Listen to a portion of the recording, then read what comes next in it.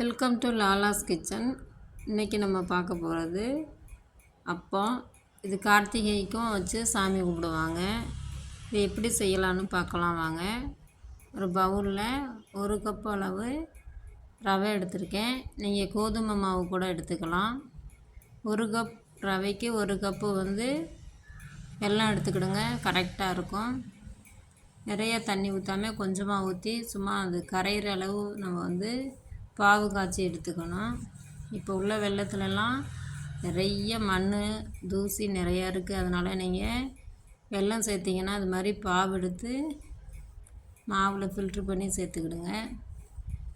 இப்போ கரைஞ்சிருச்சுன்னா நம்ம அந்த ரவையில் சேர்த்து ஊற வைக்கணும். இந்த கட்டியாக இருக்குது, இன்னும் கொஞ்சம் நேரம் இருந்தால் கரைஞ்சிரும்.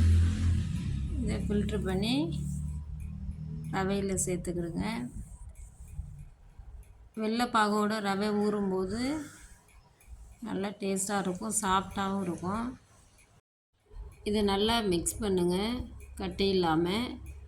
விஸ்கு வச்சுருந்தீங்கன்னா ஈஸி, இல்லைன்னா கூட நீங்கள் கரண்டி வச்சு கட்டி இல்லாமல் மிக்ஸ் பண்ணி ஒரு 10 நிமிஷம் இதை ஊற வச்சுருங்க. அப்போ தான் நல்லா சாஃப்டாக இருக்கும். உடனே செஞ்சால் நல்லா இருக்காது. ஊறின அந்த மிக்சரை மிக்ஸி ஜாரில் போட்டு நம்ம அரைச்சி எடுத்துக்கணும். அரைச்சி எடுத்துட்டோன்னா நல்லா சாஃப்டாக இருக்கும். அரைக்காமல் செஞ்சால் நல்லா இருக்காது. அரைச்சதை ஒரு பவுலில் மாற்றிட்டு 1 ஸ்பூன் மைதா சேர்த்துக்கிடுங்க. இது தேவைன்னா சேர்த்துக்கிடுங்க, அப்படி இல்லைன்னா வேணாம். எந்த கப்பில் நம்ம ரவை எடுத்துக்கிட்டோமோ அதே கப்பில் 1/2 கப் பச்சரிசி மாவு சேர்த்துக்கிடுங்க. ஏலக்காய் தூள் சேர்த்துக்கிடுங்க. சுக்குத்தூள் சேர்த்துக்கிடுங்க. சால்ட்டு சேர்த்துக்கிடுங்க. இது நல்லா மிக்ஸ் பண்ணுங்கள். மிக்ஸ் பண்ணும்போது டைட்டாக இருந்துச்சுன்னா தண்ணி கலந்துக்குங்க. தண்ணி அதிகமாக கலந்துடாதீங்க. தோசை மாவு பதத்துக்கு இதை மிக்ஸ் பண்ணி வச்சுக்கணும். இங்கே பாருங்கள், இது கொஞ்சம் டைட்டாக இருக்குது, அதனால் நான் தண்ணி கலந்துக்கிறேன். நல்லா கட்டி இல்லாமல் மிக்ஸ் பண்ணுங்கள். இங்கே பாருங்கள், இது நல்லா மிக்ஸ் ஆனது. நம்ம கரண்டி எடுத்து இப்படி பார்த்தோன்னா கரண்டியில் ஒரு கோட்டிங் இந்த மாதிரி இருக்கும். இதுதான் கரெக்டான ஸ்டேஜு. கடாயை அடுப்பில் வச்சு தேவையான அளவு எண்ணெய் சேர்த்துக்கிடுங்க.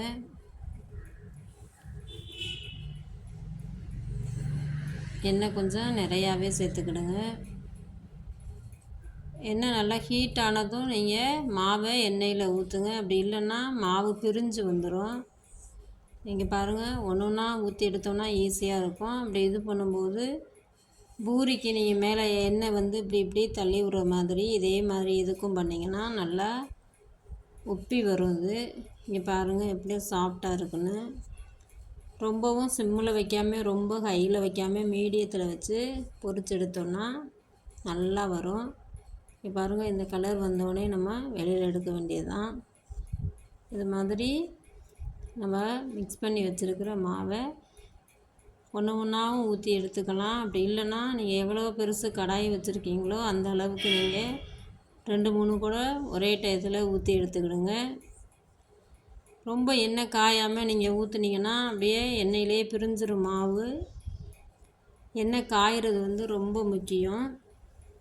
மீடியம்லேயே வச்சு நீங்கள் சுட்டு எடுத்திங்கன்னா நல்லா வரும். நீங்கள் ஹையில் வச்சு சுட்டு எடுத்திங்கன்னா மேலே உள்ளது சீக்கிரமாக வெந்துடும், உள்ளே உள்ளது மாவாக அப்படியே இருக்கும். அப்புறம் நீங்கள் மாவு ஊற்றும்போது டக்குன்னு திருப்பி விடாதீங்க. கொஞ்சம் நேரம் வெயிட் பண்ணிங்கன்னா அது தானாகவே மேலே வரும். இதே மாதிரி கலர் சேஞ்ச் ஆனோடனே நீங்கள் எடுத்துட வேண்டியதுதான். இப்படி பிச்சு பார்த்தீங்கன்னா உள்ளுக்குள்ளே நல்லா சாஃப்டாக இருக்கும். இதே அளவில் நீங்கள் செஞ்சு பார்த்தீங்கன்னா உங்களுக்கும் சூப்பராக வரும். ட்ரை பண்ணி பாருங்கள். லைக் பண்ணுங்கள், ஷேர் பண்ணுங்கள், சப்ஸ்கிரைப் பண்ணுங்கள்.